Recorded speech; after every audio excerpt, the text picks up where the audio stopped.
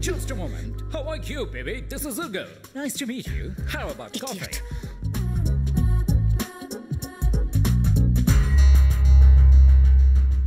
क्या पटाखा लड़की है।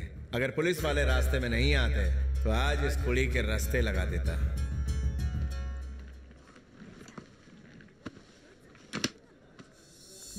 ठीक है मॉम, मैं फोन रखती हूँ।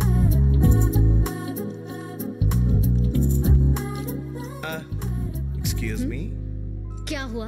पहले मुझसे बात करोगे, फिर मेरी तारीफ करोगे, मुझसे दोस्ती बढ़ाओगे और फिर घर तक छोड़ने आओगे। मैं तुम जैसे लफंगों को जानती हूँ। आपने मेरे मोबाइल पर तशरीफ रखी है।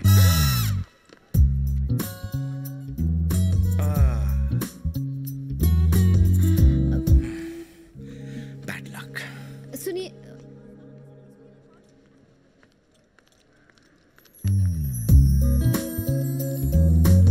एक्सक्यूज मी, आप इससे कॉल कर लीजिए। It's okay, thanks. आपका फोन मेरी वजह से टूट गया है। थैंक्स। हेलो श्रीनिवास राव, मैं किशन बोल रहा हूँ। हाँ हाँ, कल इंडिया पहुंच रहा हूँ, यही बताने के लिए कॉल किया था। Thanks a lot. I am Sandhya. I am just a minute.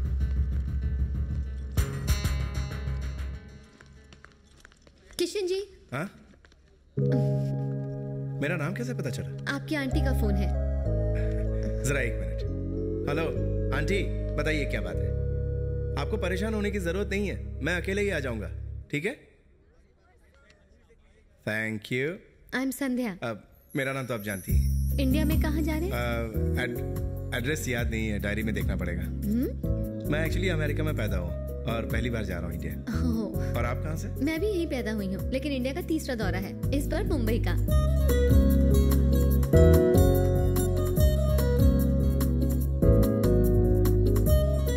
तुम्हें पता है, जब मैंने तुम्हें पहली बार देखा तो ऐसा लगा तुम्हें बहुत पहले से जानता हूँ। ये सब तुम्हारी आंखों का जादू है। इन आंखों को देखकर मेरा दिल करता है कि इनमें डूब जाऊं। ऐसे कॉम्प्लीमेंट्स तुम्हें अक्सर मिलते होंगे, मगर यही सच है। Thank you.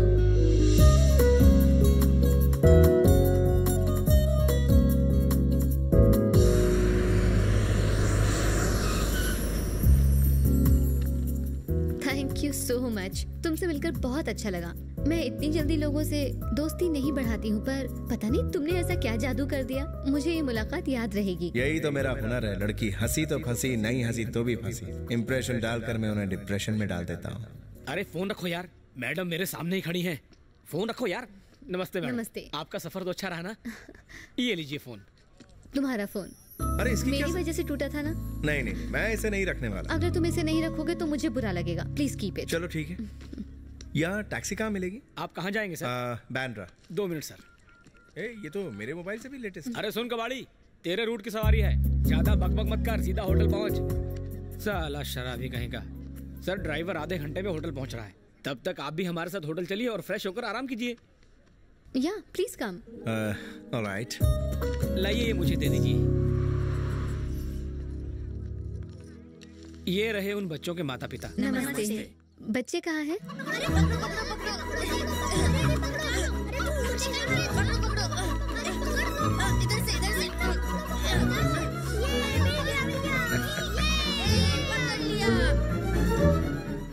सॉरी बच्चों, चिकन बिरयानी का ऑर्डर आया है।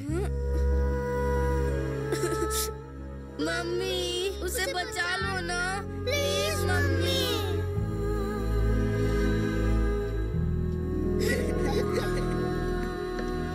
कौन है ये बच्चे?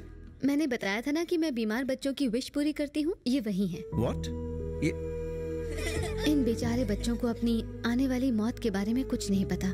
चैरिटेबल फाउंडेशन की तरफ से मैं इन्हें अमेरिका ले जा रही हूँ, ताकि इन्हें इनकी पसंद की जगह घुमा सकूं। हमारी कोशिश रहती है कि हम इनकी आखिरी विश पूरी करें। तुम इतनी खूबसूरत हो, अपनी लाइफ को एंजॉय करो। दूसरों की परेशानी का बोझ उठाने में उसे वेस्ट मत करो।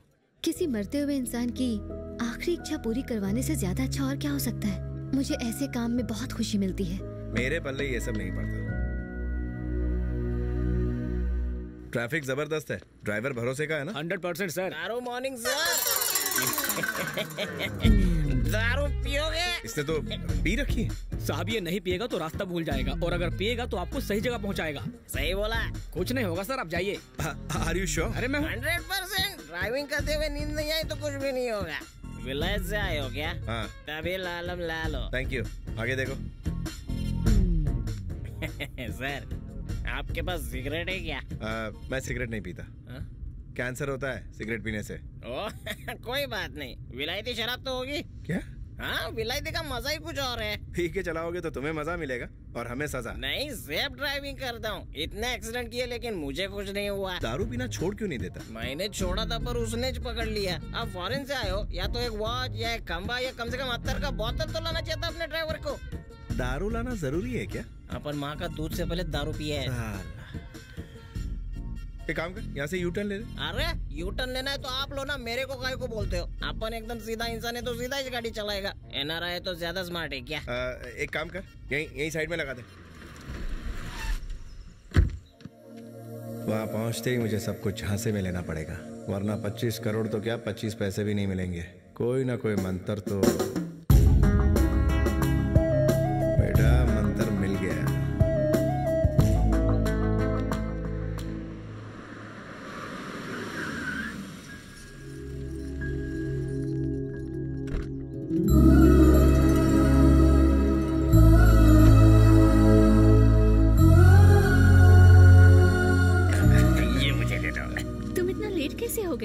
दादाजी की अच्छी सेहत के लिए मंदिर में पूजा करने गया था। कुछ सीखिए, पापा के लिए आपने कभी मंदिर में 1 रुपया भी नहीं चढ़ाया। कुछ सीखिए, आपसे उम्र में काफी छोटा है।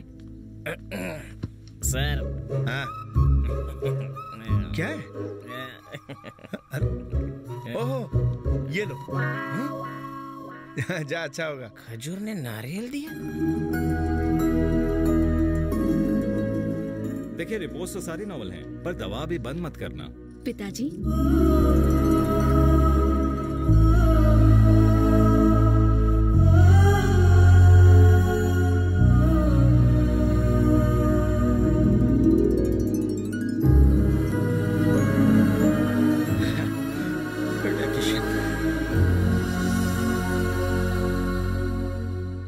आराम करने के बजाय आप ये सब क्या लेके बैठ गए? कैसा आराम बेटा?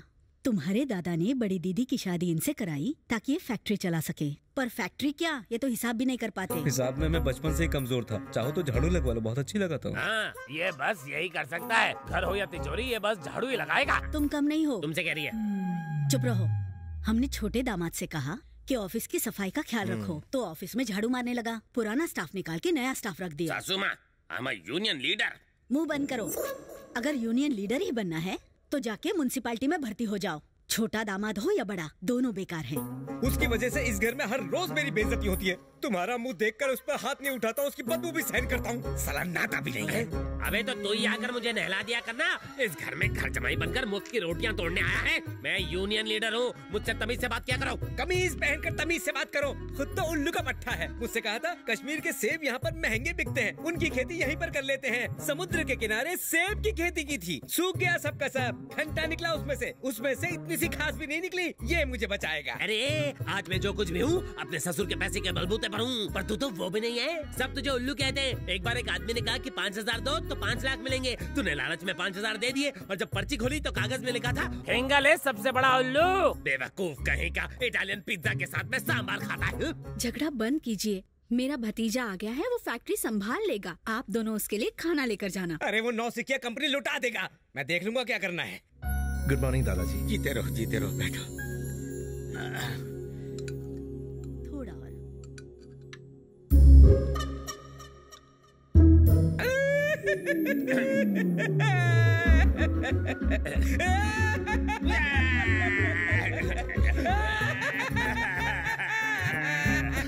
मिर्ची ज्यादा पड़ गई क्या? साले साहब की याद आ गई। वो किशन की शादी देखना चाहते थे पर गुजर गए। बेटे मैं तुम्हारा ससुर बनने को तैयार हूँ। छी कितनी छोटी है ये। बाल विवाह करवाएगा क्या ये? बालिका वधू। शर्माओ मत बेटा, हाँ कह दो। ये तुम्हारी तरह नहीं है, इसे सोचने का टाइम तो दोगे। पूछो तो शादीशुदा है या नहीं। अरे याद आया, मैं तो आपको बताना ही भूल गया। मेरी शादी हो चुकी है। बकरा हलाल है। तो बीवी को क्यों नहीं लाए? सोचा यहाँ के तौर तरीके समझ लो, उसके बाद उसे ले आऊंगा। हे भारत, यहाँ सब सेट हो गया। Very good. यहाँ की सारी प्रॉपर्टीज और एस्टेट्स मेरी बुआओं के नाम है और दादाजी ने 200 करोड़ रुपए डैड के बाद एक चैरिटेबल ट्रस्ट के नाम कर दिए, जिस पर मुझे कोई ट्रस्ट नहीं है। मैं 1 हफ्ते में पूरे पैसे लेकर अमेरिका पहुंच जाऊंगा। Okay, don't worry, bye.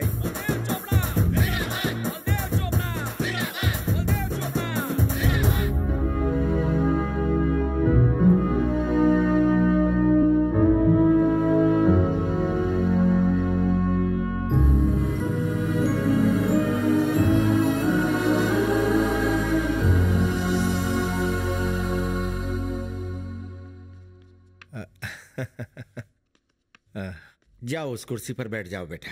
लेकिन उस कुर्सी पर मैं कैसे बैठ सकता हूँ? मैं हमेशा तुम्हारे पापा को उस कुर्सी पर बैठे हुए देखना चाहता था, पर ये इच्छा पूरी नहीं हो पाई। तुम तो मेरी इच्छा पूरी करोगे ना?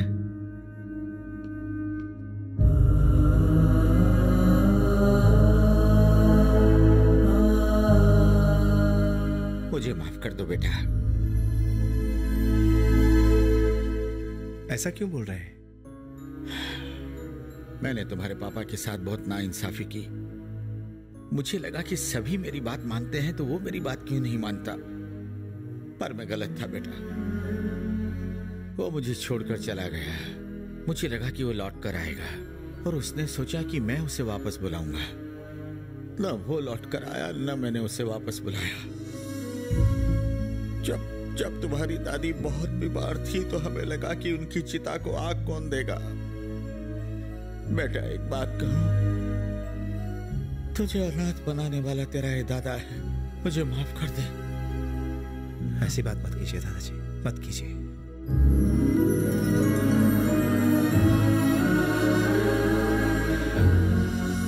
नमस्कार, मैं हूं श्रीनिवास राव, तुम्हारे डैडी का दोस्त। हम दोनों कॉलेज साथ साथ ही जाया करते थे। अंकल, सारे डॉक्यूमेंट्स रेडी हैं। आप जिस दिन बोलेंगे उस दिन रजिस्ट्रेशन हो जाएगा। अब ये सारी बातें मुझसे पूछने की जरूरत नहीं है। बेटा तुम यहीं रुक जाओ ना। अमेरिका में मेरा जमा हुआ बिजनेस है और दोनों जगह ध्यान देना मेरे लिए मुमकिन नहीं है दादाजी। मैं पापा के नाम एक बहुत बड़ा चैरिटेबल हॉस्पिटल खोलना चाहता हूँ, जिसकी लागत 50 करोड़ है। 25 करोड़ का इंतजाम मैंने कर लिया है। बाकी 25 करोड़ का इंतजाम भी मैं कहीं ना कहीं से कर लूंगा, जिसके लिए मेरा वहां रहना जरूरी है। बेटा तुम हॉस्पिटल खोलने के लिए इतने परेशान क्यों हो? तुम्हारे पिता के नाम को आगे बढ़ाने के लिए ही तो ये ट्रस्ट खोला है। पर दादाजी, वो तुम्हारा बाप है तो मैं उसका बाप हूँ। 25 करोड़ रुपए कल तुम्हारे अकाउंट में आ जाएंगे। फिर हॉस्पिटल खोलना, अपनी कंपनी बंद करना और इंडिया आ जाना। जैसी आपकी इच्छा। सबसे पहले पैसा ट्रांसफर करो, वसीयतनामा बाद में देखेंगे। इसमें देर मत करो। 25 करोड़ ट्रांसफर करने में 4-5 दिन लगेंगे।